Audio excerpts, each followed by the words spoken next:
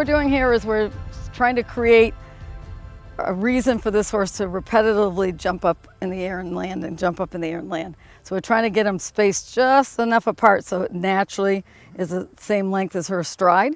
So she literally can go 1, 2, 3, 4 and just continue bouncing along.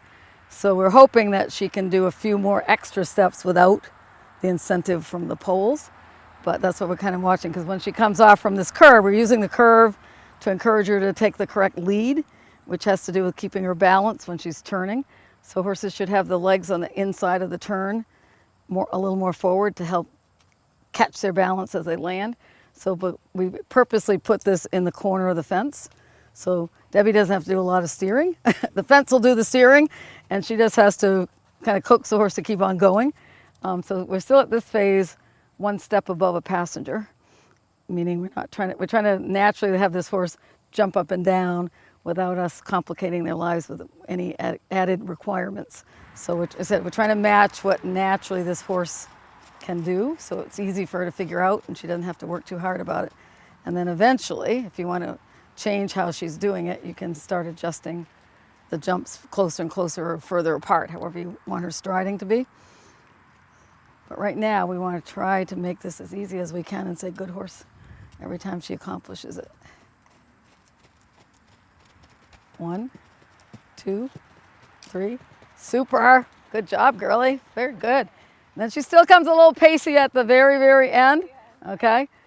Okay, let's run through again this way. So all of it was clean, all of it had air until she literally came off that last one. And then she had 2 steps of pace and then she's trotting it.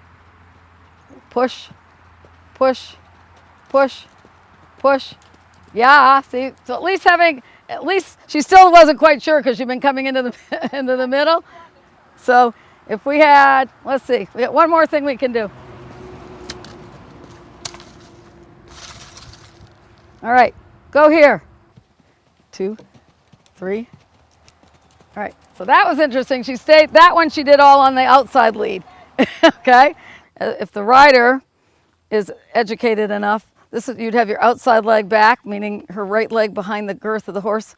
She's cueing, the horses start horses are rear wheel drive, okay? So the first leg that's going to start this canter is going to be her outside hind leg, so her right hind leg. So Debbie has her outside hind leg back, asking her to cue off that leg, and she's doing the opposite, okay? So right now, the leg on the other side went instead, so the inside leg went instead.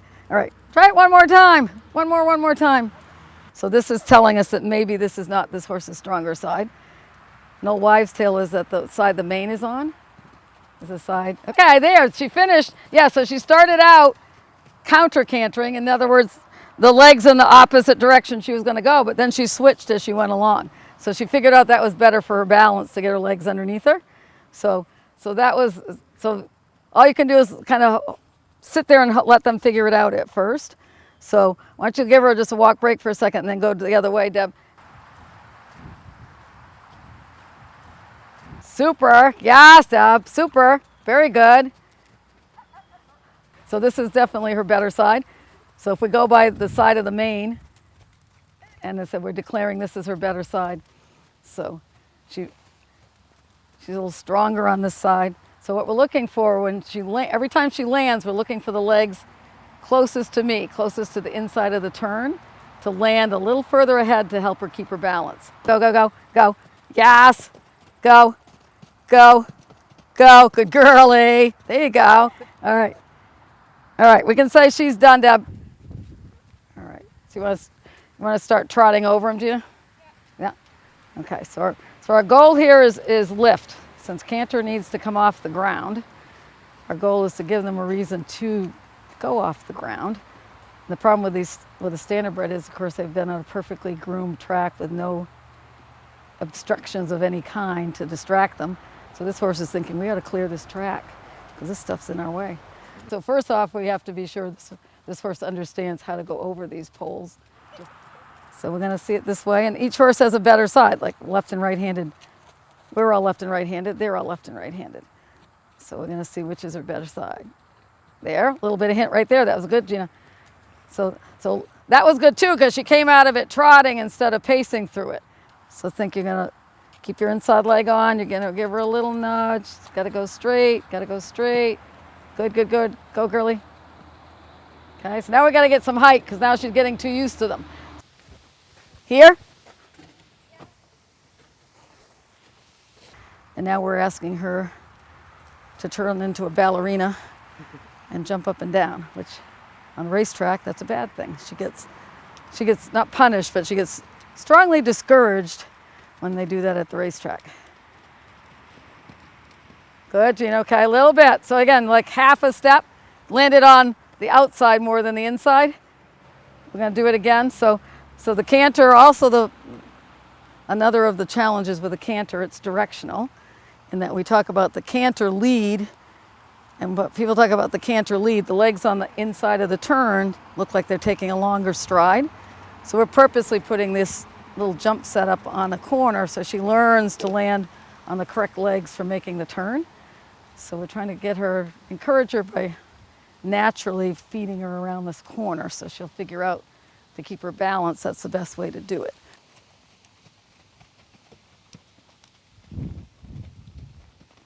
Good. She's still landing on the outside. You feel it?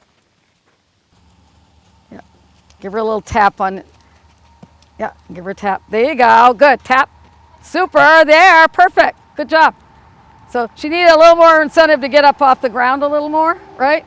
So why don't we change direction? Because that time she landed on the inside.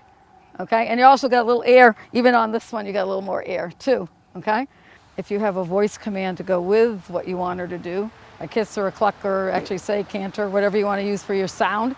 Horses don't speak English, they just recognize repetitive sounds if you say it the same way every time.